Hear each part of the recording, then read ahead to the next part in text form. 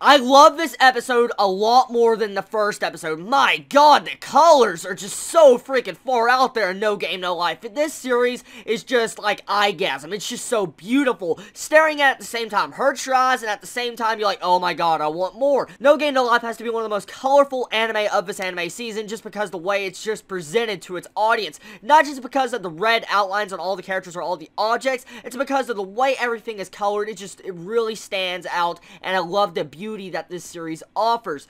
Now, one thing I love about this episode is Shiro. Oh my god, she once again proves her status of the best lolly of this season with her cute adorableness, with her voice actor betraying her so freaking well. I love the way it started off right at the beginning of how she's like, oh, Sora, he rejected me. That was just so adorable. I love her character so much. She's so cute. But this episode really was not about her. It was mainly just about actual character development with all the characters. Like Steph, her character was just shocking, okay? So she loses a game of rock, paper, scissors against our main male character, Sora. And it was so funny. The way our main male character is playing mind games with her, trolled her, tricked her, and made her fall in love with him. Wow. That was so funny. The way Acting's like, okay, I want you to fall in love with me. And you gotta love the little thumb up from Shiro. It's just, oh, I love it. So cute, so awesome. I love this episode.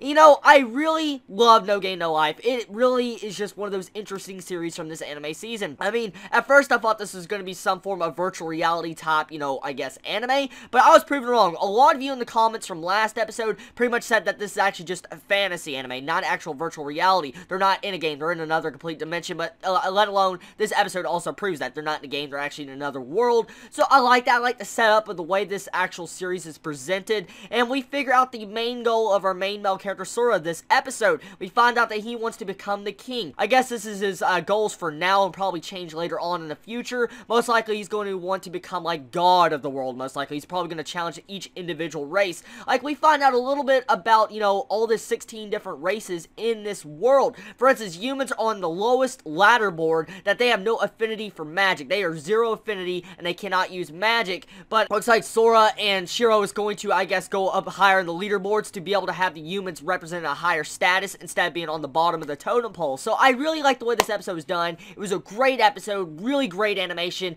Sometimes, though, I have to say, though, the animation, even though I love the animation, even though it's so freaking colorful, it's just, oh my god, it makes you drool. Sometimes the background images of the animation overpower the actual characters. I don't know if this is necessarily a good thing or a bad thing. It could be, you know, each his own. Everybody has their own opinions on that, but sometimes I guess the way the backgrounds blend in so freaking well with the characters is that some people most likely would hate this anime for that factor. But, you know, all in all, I feel like this anime is worth a watch for a lot of people. No Game, No Life is definitely one of the interesting series of the anime season that continues to entertain. It definitely had some good comedy this episode. I love our freaking new female character that's introduced this episode, Steph. She was just so cute. The way she's like, I love you! And all of a sudden she started bashing her head and you see blood going down her face. I was like, oh my god, having the cute little outfit she was wearing. So really, I love this episode. I am hyped for the next episode because No Game, No Life, once again, just is so freaking awesome, and it has the best lolly of the season. I mean, what is not to love about this series? Oh yeah, one thing before I forget, the entire scene when Sora and Shiro are separated, and you just start seeing them freaking out, it was just, oh my god, I laughed so hard. I did not expect that. Just different change of personality. At first, I thought, you know, Sora was just going into Hikikomori type status, like how we found out earlier on in the first episode, but we find out when these two are separated that they just start acting like that. So very interesting development with their characters. I wonder if this is going to play against them later on in this series if they somehow get separated. So I like the way this was introduced. This can prove to be very fatal against these two characters. So let me know what you felt about this episode. Did you enjoy it? Did you hate it?